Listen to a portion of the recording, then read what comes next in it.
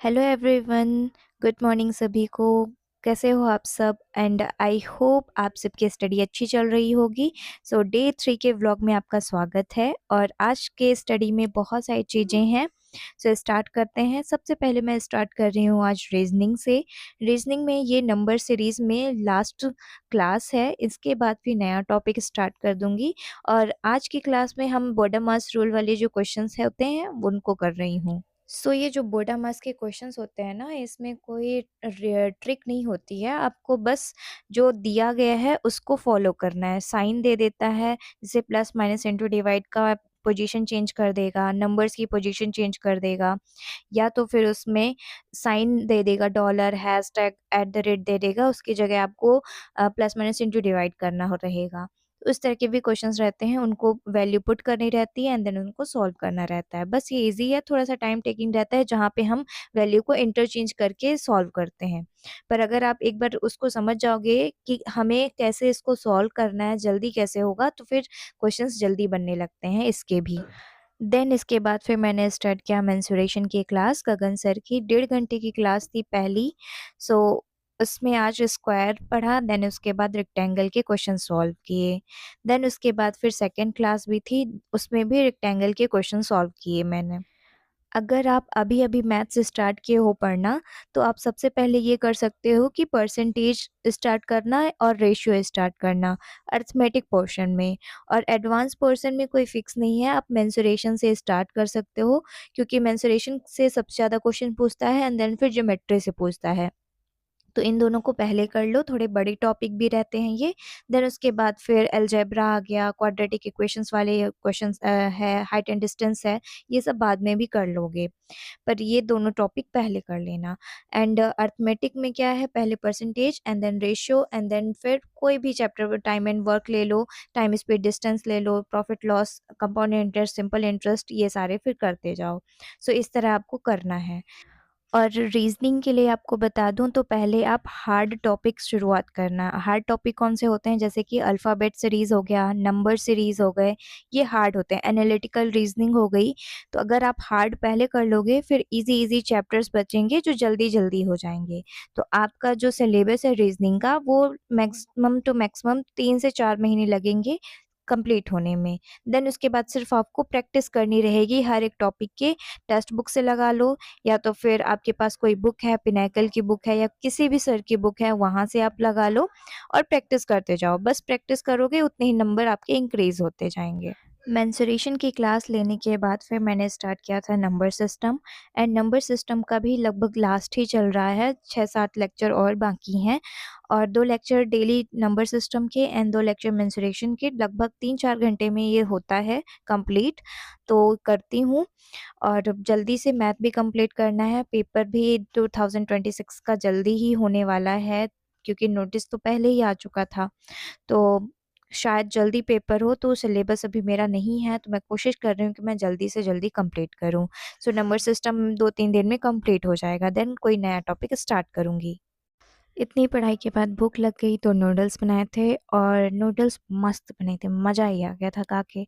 फिर उसके बाद स्टार्ट किया है स्टडी, और स्टडी में फिर इंग्लिश।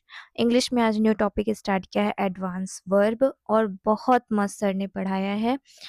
4 रूल पढ़ाए थे सर ने, और चारों मतलब एग्ज़ाम में मैंने देखे हैं उन रूल को, और मुझसे गलती हुई थी और मुझे आज पता चला कि मैं क्या गलती कर रही थी।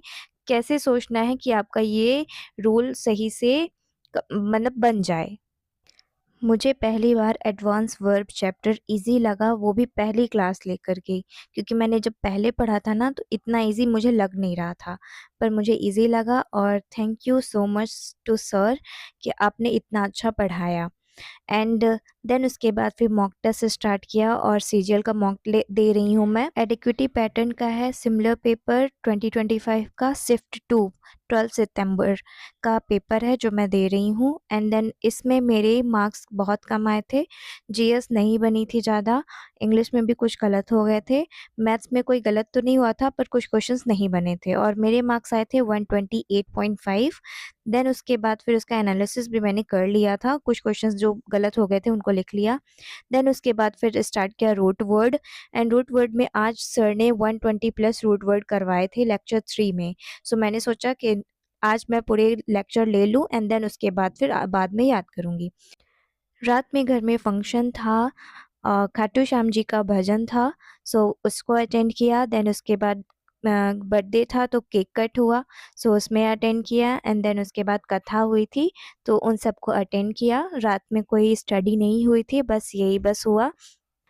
And then next day Sunday को फिर मैंने स्टार्ट किया अपना रिवीजन। सो आज मैं सिर्फ क्वेश्चंस कर रही हूँ और मॉक टेस्ट लगाऊंगी, उससे ज़्यादा नहीं, क्योंकि थोड़ी तबीयत ठीक नहीं है। सो मैंने सबसे पहले एडवेंट ऑफ यूरोपियन के जो भी क्वेश्चंस बचे हुए थे, लेक्चर तो मैंने कंप्लीट कर लिया था, क्वेश्चंस बाकी थे। सो क्वेश्चंस की प्रैक्टिस कर रही हूँ सर की क्लास लेकर के। क्वेश्चंस बहुत सारे थे और प्रैक्टिस करने में भी टाइम लगा, क्योंकि अभी मैंने अच्छे से याद तो किया नहीं है, सिर्फ एक बार पढ़ा है एंड देन क्वेश्चंस प्रैक्टिस कर रही हूँ, तो उतने अच्छे से बन नहीं रहा है। फिर भी एक बार कंप्लीट कर लिया है सबको। देन उसके बाद कल याद करूँगी एंड देन फिर से प्रैक्टिस करूँगी। फिर उसके बाद मैंने स्टार्ट किया ज्योग्राफी, एंड ज्योग्राफी में मुझे आज क्वेश्चंस प्रैक्टिस करना है अर्थ इंटीरियर एंड प्लेट टेक्टोनिक्स का, सो उसको किया। एंड पॉलिटी में फीचर ऑफ कॉन्स्टिट्यूशन के भी क्वेश्चंस करने थे, तो उसकी भी प्रैक्टिस की।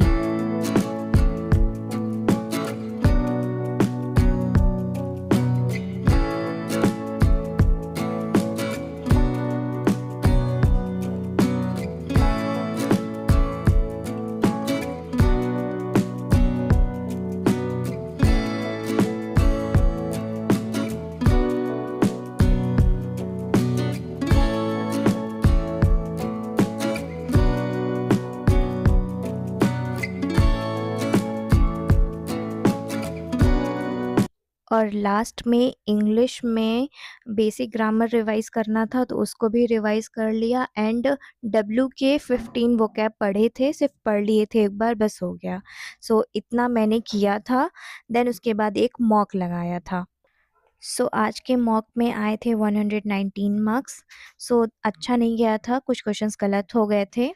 और आज के शेड्यूल में 2-3 चीज़ें नहीं हो पाई थी, जैसे कि सेक्शन कंट्रोलर का मॉक देना था, वो नहीं हुआ, टाइपिंग नहीं हुई, और पॉलिटी में प्रीएम्बल के क्वेश्चंस करने थे, वो नहीं हुए। सो ये था मेरा पूरा शेड्यूल। 2 दिन लग गए थे क्योंकि शाम को कंप्लीट नहीं कर पाई थी। So thank you. और आज संडे है तो आज मैंने कुछ ज़्यादा नहीं पढ़ा है, क्योंकि तबीयत भी ज़्यादा ठीक नहीं थी, सो रेस्ट कर रही थी। बस इतना ही क्वेश्चंस प्रैक्टिस की एंड मॉक लगाया है बस।